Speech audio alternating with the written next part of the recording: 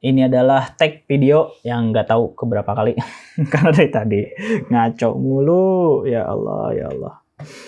Oke, kita mulai ya. Ini video kali ini kita akan membahas bagaimana membuat yang namanya HPP. HPP itu apa? HPP itu adalah harga pokok produksi. Jadi ada juga yang namanya harga pokok penjualan. Nah, ini HPP-nya yang harga pokok produksi. Buat apa kegunaannya? Ya jelas, namanya juga harga pokok produksi, ya biar kita tahu nih harga produksi yang akan kita keluarkan berapa. Gitu.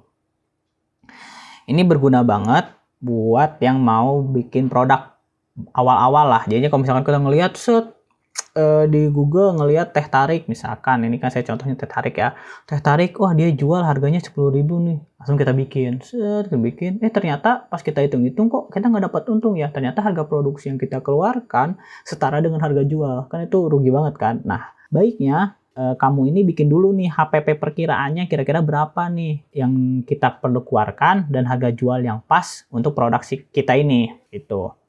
Nah, kali ini saya akan buat dengan mengacu pada produk, misalkan produk kompetitor ya. Jadi pengen tahu aja kemasannya pakai apa, kayak gitu. Kira-kira bahannya apa aja. Oke, langsung aja ya saya cek di Google. Karena Google adalah sekarang sebagai alat riset kompetitor. Paling gampang ke Google. Tinggal tulis, klik, dapat. Nah, ini contohnya, saya mau buat teh tarik. Yang ini aja nih contohnya ya, karena yang paling banyak ada 3 di sini tuh, sisanya kayaknya yang ada mahal-mahal. Yang ini aja. Ini teh tarik jelly Natabo. Ini gak tahu saya punya siapa, kita sebagai contoh aja ya. Jadi kita mau buat teh tarik dengan kemasan kayak gini. Ini 350 ml setelah saya cek ya di Tokopedia-nya. Nah, berarti kita butuh kemasan 350 ml, label juga, dan bahan-bahan buat teh tariknya ya. Jadi sekarang ini kita bikin teh tarik tanpa jelly, oke? Nah, sebagai contoh aja, kita cari resepnya di Google. Nih saya udah dapat juga di Teh Sariwangi. Kalau baiknya sih ya buat sendiri sih kalau resep ya, biar ada cita rasa yang unik lah gitu. Karena kan namanya produk itu harus ada pembeda atau hal yang inovasi lah dari si produk tersebut. Nah, ini contohnya. Karena 350 ml saya ganti aja si airnya jadi 250 ml ya. Nah, ini tadi teh Sariwangi, susu kental manis 250 ml air panas dan juga es batu. Terus tadi kalau kita ngelihat di bahan kemasnya ada botol 350 ml dan juga label. Nah, yang pertama, ini baik lagi nih saya menggunakan template Excel, nanti kalian bisa download ya di link di deskripsi ya. Saya nanti tempelin di situ linknya, kalian download aja. Nah, ini teh Sariwangi. Ini saya cari di Tokopedia. Ini ada yang harganya 25.000, 25.000, 23.000, ada juga yang 18.800 nih buatnya 100 pieces. Di sini saya pakai yang 23.000 aja ya.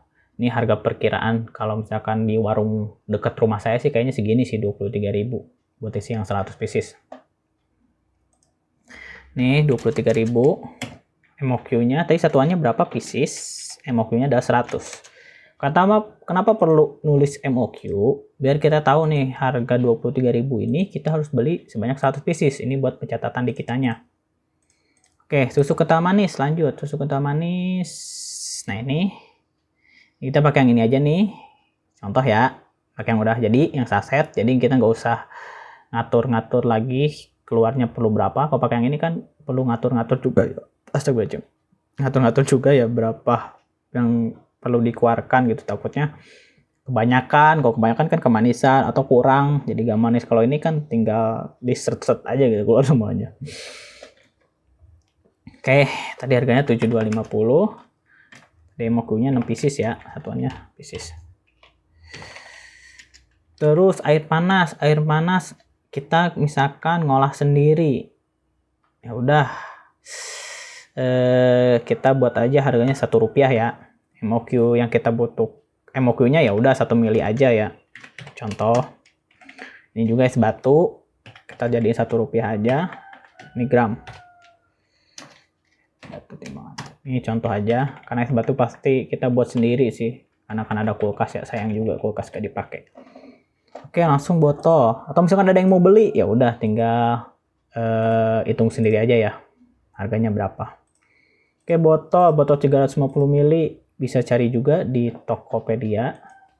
Ini nggak endorse Tokopedia, tapi emang saya carinya di Tokopedia aja sih. Gampang aja. Enak aja gitu. Di Google aja ini keluarnya Tokopedia doang. Oke, ini nih. Mana tadi? Iya bener ini. Nah, ini botol yang mirip banget sama si kompetitor tadi ya. Ceritanya ya, ini. Ini harganya 849. Oke, kita pakai aja 849. Misalkan MOQ-nya ini satu. Bisa beli satu. Yang pasti rugi sih karena ongkos kirim ya. Jadi nanti bisa ditambah juga ongkos kirim kalau misalkan harganya 84.000 misalkan. MOQ-nya 100, ternyata ada ongkos kirim nambah 10.000, ya udah tinggal jadi 90.000, ini 100 gitu, sama aja kayak gitu. Nah, label yang sama kayak tadi si kompetitor, ini saya cari nih harganya di 100 perak. Di sini juga tuh ada nih 100 perak. Ini harganya 100 perak per pieces, tapi kayaknya ini ada MOQ-nya deh. Nah, ini minimal order 100 pieces ya. Berarti kalau 100 pieces minimal 10.000. 100 pieces. Nah, terus kita bisa isi yang namanya penggunaan nih di sini. Penggunaan per servingnya berapa? Ini kan satuannya pieces ya. Kita gunakan juga di sini pieces.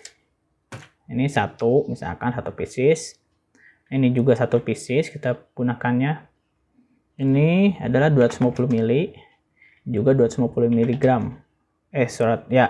250 gram, sorry. Banyak banget gak sih es batu 250 gram? Oke lah, ini cuma sebagai contoh aja ya.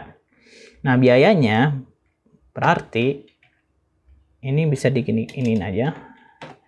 1 dibagi dengan 100 kan tadi MOQ-nya, dikali dengan harga. Nah, ini tinggal ditarik ke bawah. Nah, ini udah muncul.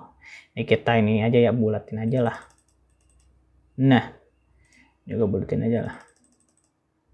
Oke, ini harga si bahan bakunya per serving. Nah, misalkan kita mau bikin nih per batch-nya itu 100. Jadi per batch itu sehari misalkan kita pengennya buatnya 100 pieces. Karena kan kebutuhan buat satu-satu, misalkan kita punya karyawan, ya rugi juga gitu. Makanya kita misalkan buatnya 100. Berarti penggunaannya ini tinggal dikali ke 100. Ini pakai dolar aja. Ya tinggal tarik. Nah, penggunaan 100. Ini satuannya sama ya. Oke. Nah, harganya. Nah, biar tahu harga yang ini, kita tinggal pakai biaya per serving dikali kuantitinya. Ini 100 kan. Dolar bos. Nih dolar, kasih dolar. Mana dolar? Ini.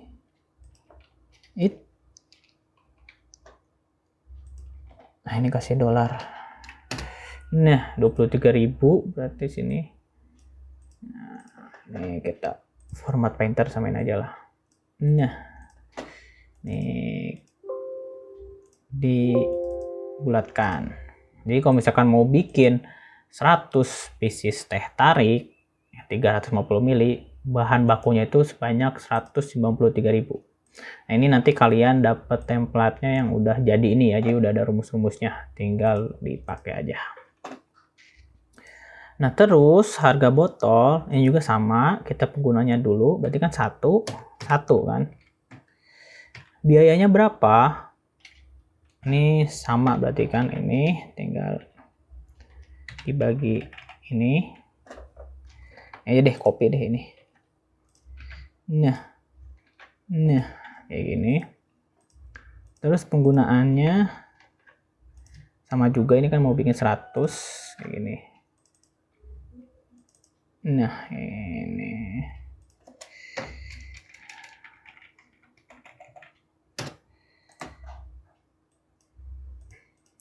Buat harga pun ini tinggal copy.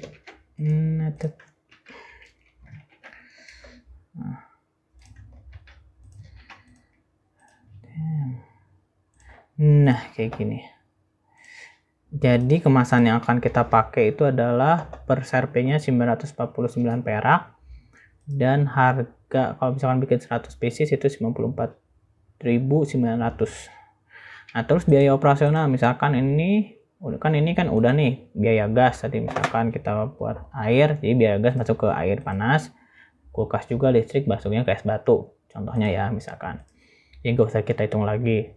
Nah, tapi kan ada nih biaya karyawan, misalkan karyawan kita perharinya bikin 100 ini dihargain berapa ya, 70.000 lah ya, 70.000. Nah, berarti kan ini nih, nah ini kan berarti kan 70.000 dibagi dengan 100 kan. Ini kita format render lagi, maka biaya operasional per piecesnya itu adalah 700 perak. Nah, ini kita bisa ngelihat di sini adalah HPP-nya, HPP teh tarik. Nah, ini jadi nih langsung nih HPP teh tarik. Nah, jadi kamu kalau misalkan mau bikin teh tarik 350 ml dengan bahan-bahan kayak gini, itu butuh biaya produksi sebesar 3.587.000. Nah, ini kita hilangin aja deh. Nah, 3.587.000 gitu, 3.587.000. Kayak gitu sih. Ini adalah cara buat HPP.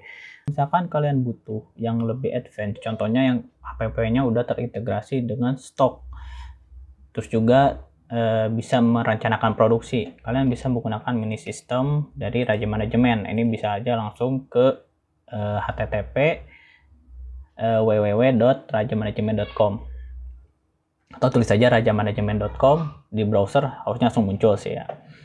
Nah, ini gunanya bisa apa aja. Pertama tadi formula, tapi ini formulanya ini lebih lengkap ya, jadi biar ketahuan HPP-nya itu lebih terperinci. Lalu bisa melakukan perencanaan produksi, jadi misalkan stok kita ada berapa lagi, jadi kita tahu nih si stok ini kan tadi satu produk itu terdiri dari beberapa bahan baku dan bahan kemas kan. Nah, tapi kita tahu nih di sini nih nanti perencanaan produksi. Jadi misalkan April kita ada produksi, misalkan bulan April ada produksi, kita tahu si stok kemas mana atau stok bahan baku mana yang kurang gitu. Jadi kan kita bisa melakukan pembelian. Di sini juga bisa ngecek stok, ini banyak. Ini cek stoknya bisa berdasarkan kategori, berdasarkan nama produknya, sampai bisa berdasarkan keterangan. Misalkan kamu pengen ngeceknya tidak ada stoknya aja, bisa cek di sini. Ini untuk stok masuk pembelian BB-nya. Ini stok keluar berarti proses produksinya. Ini buat data-data supplier dan juga nanti data FG-nya ya. Jadi nama FG-nya apa, buat formula itu tadi nama FG-nya apa, bahan bakunya apa aja kayak gitu. Ini juga nanti ada stok FG, jadi udah produksi kalian akan masuk ke stok FG atau stok finish good, barang jadinya. Nah, itu semuanya sudah dilengkapi dengan nota seperti invoice, form, dan juga tadi yang nota ya. Sekian dari saya, semoga bermanfaat. Assalamualaikum warahmatullahi wabarakatuh.